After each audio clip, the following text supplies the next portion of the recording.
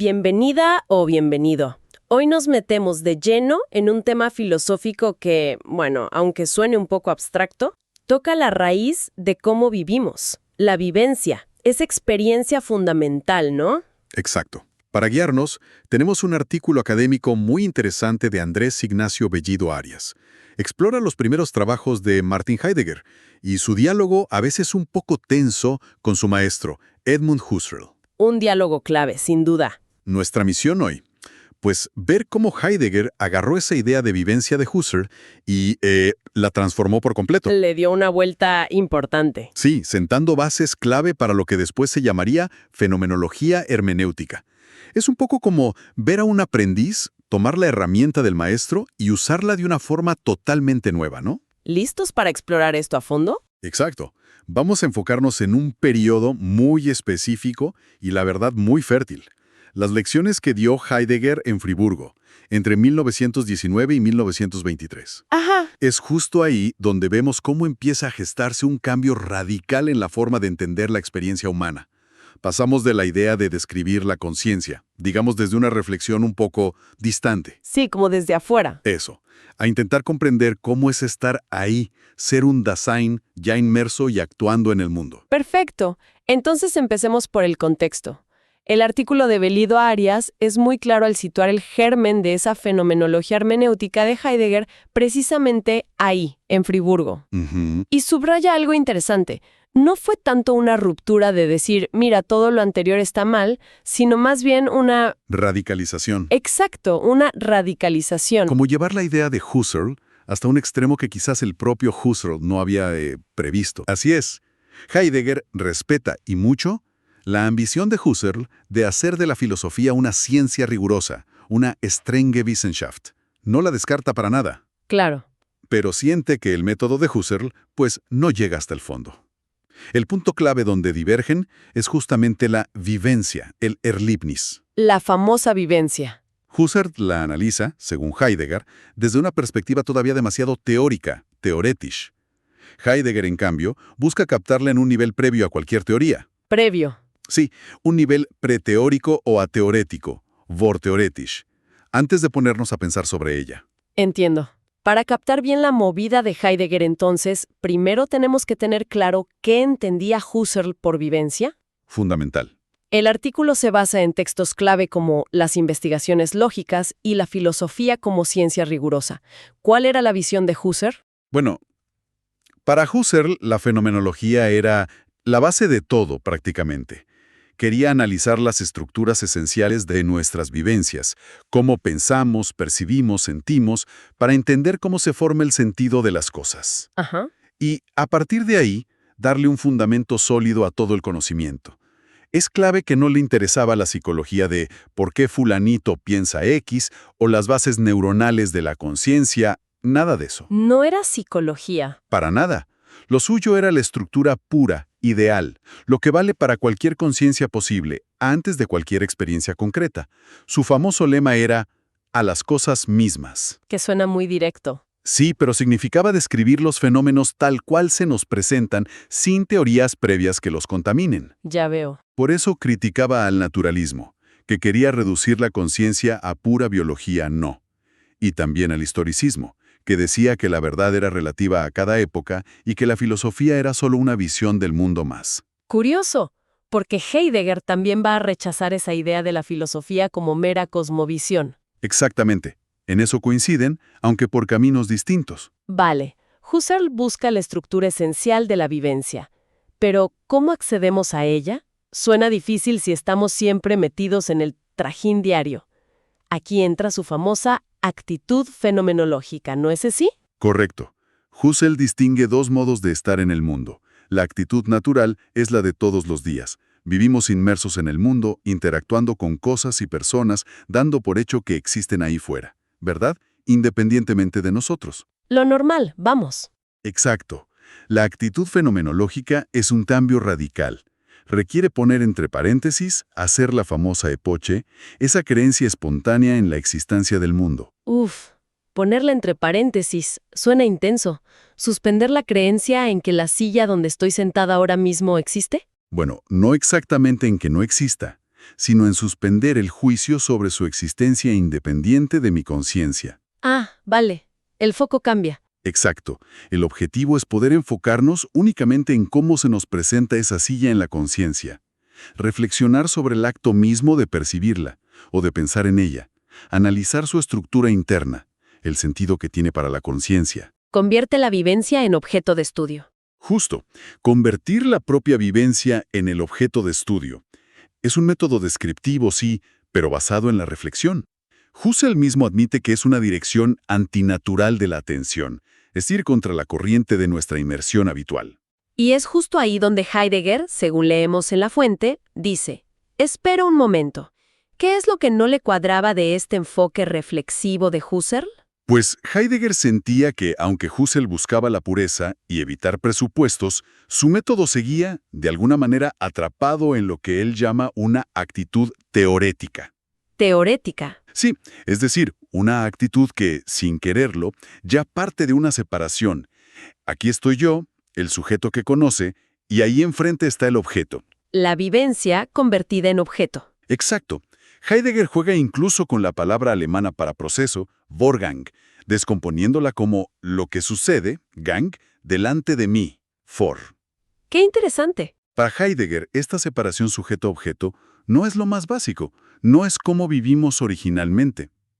El acto mismo de reflexionar, ese esfuerzo antinatural de Husserl, Sí. ya mete una distancia, una mediación. Es como intentar estudiar un pez sacándolo del agua. Ya no es lo mismo, ¿verdad? Claro, pierde su elemento. Heidegger argumenta que esta actitud teorética, que implica mirar desde fuera, buscar objetividad, tratar la vivencia como una cosa a analizar, en realidad nos aleja de la vivencia tal como la vivimos en su inmediatez. Nos impide captar su pulso original. Entiendo. Entonces, si para Heidegger la vivencia no es algo que captamos principalmente a través de la reflexión teórica, ¿cómo es? ¿Cuál es su carácter fundamental? Para Heidegger, la vivencia es, antes que nada, significativa. Bedeutsam, dice él. La llama vivencia del mundo circundante. Umfelderlebnis. Significativa. Y aquí está el giro clave. El significado no es algo que le pegamos después a una percepción neutra. No es que vemos manchas de color y luego decimos, ah, es una flor. No es un proceso en dos pasos. Exacto. El significado se capta de golpe. Es inherente a la vivencia misma. Ah, ahora entiendo por qué el artículo insiste tanto en el ejemplo de la cátedra. Es perfecto para ilustrar esto, ¿verdad? Exactamente, es un ejemplo brillante que usa Heidegger. Imagina entrar a un aula universitaria. No vemos primero un objeto de madera con superficies planas y ángulos rectos. No, claro que no. Y luego deducimos, es un pupitre. Y finalmente, es la cátedra. No, vemos directamente la cátedra. La cátedra. Y la vemos ya cargado de su significado práctico. El lugar desde donde se imparte la lección, el sitio al que hay que prestar atención.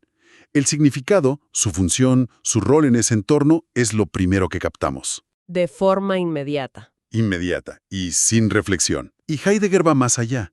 Dice que incluso si entrara alguien que nunca ha visto una cátedra, un campesino, por ejemplo, Ajá. tampoco vería solo formas y colores neutros. La viviría significativamente. Tal vez como ese cachar raro que no sé para qué sirve, o el sitio elevado desde donde habla el Señor. Incluso la extrañeza es significativa. Exacto. Incluso la falta de un sentido familiar es una forma de vivencia significativa. Nunca es una percepción de una mera cosa sin sentido alguno. Siempre hay un en tanto que. Vemos la silla en tanto que asiento. Esto sí que choca con Husserl. Porque, si no entendí mal, para Husserl, aunque reconocía el mundo de los usos y valores, en el fondo este se apoyaba sobre la percepción más básica del mundo de las cosas físicas, lo que llamaba el Sachenwelt. Precisamente, Heidegger invierte la jerarquía. Para él, la significatividad es lo primario. El mundo de los útiles, de las herramientas, de los propósitos. Eso es lo primero que se nos da. ¿Y la percepción de la cosa física? Es algo derivado, secundario, que incluso requiere un esfuerzo especial para abstraerla de la vivencia cotidiana. De hecho, en nuestro día a día, esa percepción puramente sensorial suele pasar desapercibida, ¿no? Sí, es verdad. Heidegger usa un verbo curioso. Dice que el mundo mundea, weltet, para expresar que el sentido de algo siempre remite a un entramado total de significados en el que ya estamos instalados.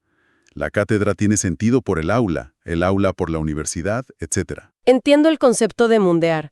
Vale, entonces Heidegger critica esa idea de proceso, Vorgang, visto desde fuera, como una lectura teórica. ¿Qué palabra usa él para capturar esta vivencia más original, inmediata y significativa? Aquí introduce un término que será crucial en toda su obra, aunque con matices a lo largo del tiempo: ereignis. Ereignis. Más tarde se traducirá a menudo como acontecimiento o evento apropiador. Pero el artículo de Bellido Arias sugiere que en esta etapa temprana de Friburgo, una buena forma de entenderlo es como apropiación. Apropiación. Sí, las vivencias son fenómenos de ereignis, donde la vida se apropia de aquello que le es propio, eigen, aquello que le concierne, que le importa.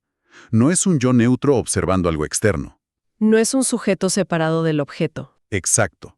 Piénsalo así. No es que haya un yo ya hecho y luego le pasen cosas o vivencias.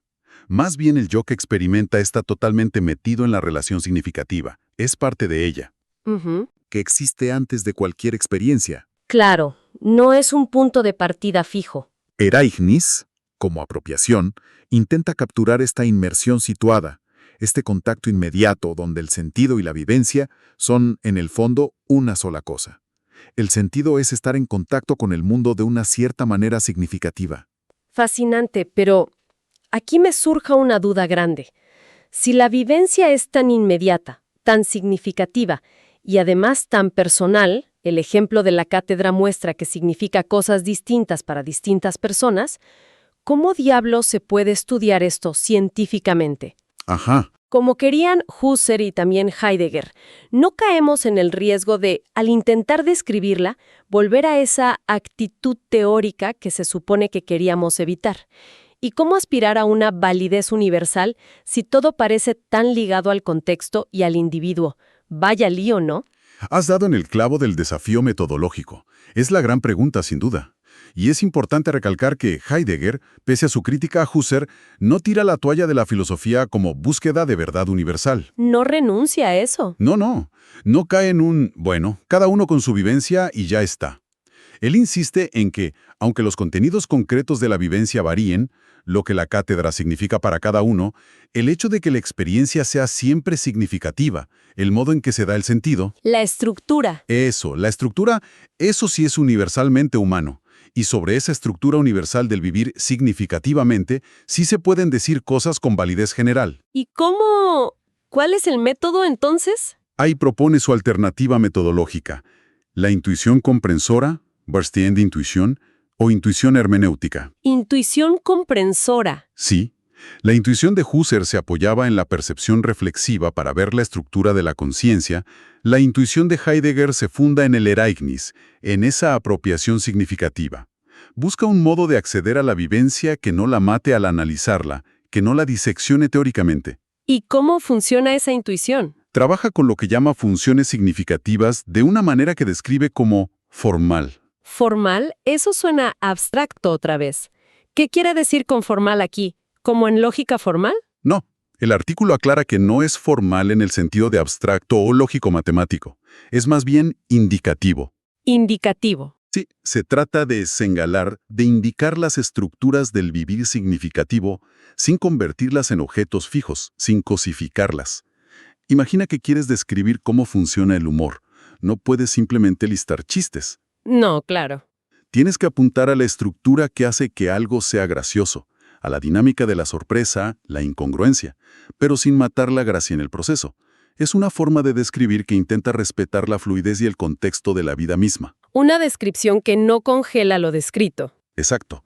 Es el embrión de lo que más tarde llamará indicación formal, formale Anzeige, y que le permitirá desarrollar los existenciarios, las estructuras del ser ahí en ser y tiempo. Clarísimo.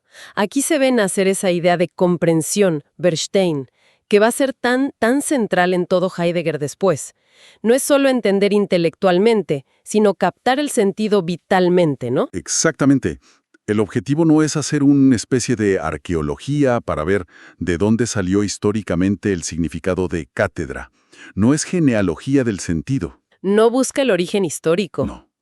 El objetivo es estudiar las condiciones de posibilidad, las estructuras a priori, que luego llamará ontológico-existenciales, que hacen que nuestra experiencia básica sea ya desde siempre significativa, que el mundo se nos presente como un entramado donde las cosas aparecen en tanto que algo con sentido. La silla en tanto que asiento, el martillo en tanto que herramienta para clavar, etc. Ya veo. Heidegger plantea esto casi como un drama filosófico, una encrucijada metodológica decisiva para la filosofía. Una encrucijada. Sí, o la filosofía sigue buscando una objetividad absoluta que al final le quita la vida a la experiencia real, la desvitaliza, o se atreve a dar el salto al mundo en cuanto tal, a encontrar un camino para acceder a esa vivencia originaria, significativa de la vida fáctica tal como la vivimos. Bien, hagamos una pausa para recapitular todo esto, que es denso pero fascinante. Hemos visto un viaje intelectual increíble. Sí, muy potente. Heidegger parte de Husserl, de su maestro, pero le da una vuelta de tuerca radical a la idea de vivencia. Ya no se trata principalmente de un acto de conciencia que analizamos reflexionando sobre él, sino de nuestra inmersión inmediata y significativa en un mundo que ya nos encontramos comprendiendo de alguna manera. El significado no es un barniz que le ponemos a las cosas después. No, para nada. Es como el aire que respiramos experiencialmente. Esa es la clave. Siguiendo el análisis de Bellido Arias, el paso fundamental es de una fenomenología reflexiva, centrada en la conciencia y su relación intencional con los objetos, como en Husserl, a una fenomenología hermenéutica, Hermenéutica. que está enfocada en cómo se constituye el sentido en nuestra existencia concreta, situada, como empieza a perfilar Heidegger en Friburgo. Y esto tiene implicaciones enormes. Claro, no es un mero ajuste técnico entre filósofos. Abre la puerta a pensar la realidad, la ontología, de una forma nueva. Intenta superar esa vieja pelea entre ver el mundo como puramente objetivo o puramente subjetivo. El artículo apunta que conceptos que asociamos más con el Heidegger maduro, como el famoso ser en el mundo, Un clásico. o nuestro carácter de estar lanzados, geworfen, en ese mundo. Una palabra que el autor prefiere traducir como lanzado y no arrojado. Me pareció interesante eso. Sí, tiene un matiz distinto. Sí, para captar mejor que no es pura pasividad, sino también un punto de partida para proyectarnos. Bueno, todos esos conceptos en realidad hunden sus raíces en estas reflexiones tempranas sobre la vivencia significativa. Totalmente. Las bases están ahí. Y esto nos deja pensando. Bueno, a mí me deja pensando mucho. Es que da para pensar. Si nuestra experiencia más básica no es percibir cosas neutras, a las que luego, con la cabeza, les damos un sentido. Sino que ya estamos ahí en medio del sentido. Exacto. Sino que desde el primer momento estamos ya sumergidos en un mundo lleno de significados que nos interpelan, que nos importan. ¿Cómo cambia eso la forma en que pensamos nuestras relaciones diarias? Claro. Nuestros encuentros con los objetos, los lugares, las otras personas. ¿Qué implica realmente asumir que el sentido no es tanto algo que construimos conscientemente sobre una base neutra? Como si fuéramos ingenieros del sentido. Justo. ¿Qué implica si el sentido es más bien la atmósfera misma en la que ya siempre nos encontramos existiendo y comprendiendo? Es una perspectiva muy diferente. Uf, una pregunta potente para que siga resonando después de que terminemos. Gracias por acompañarnos en este análisis a fondo de las fuentes. Ha sido iluminador. Gracias a ti. Un placer como siempre. Hasta la próxima exploración.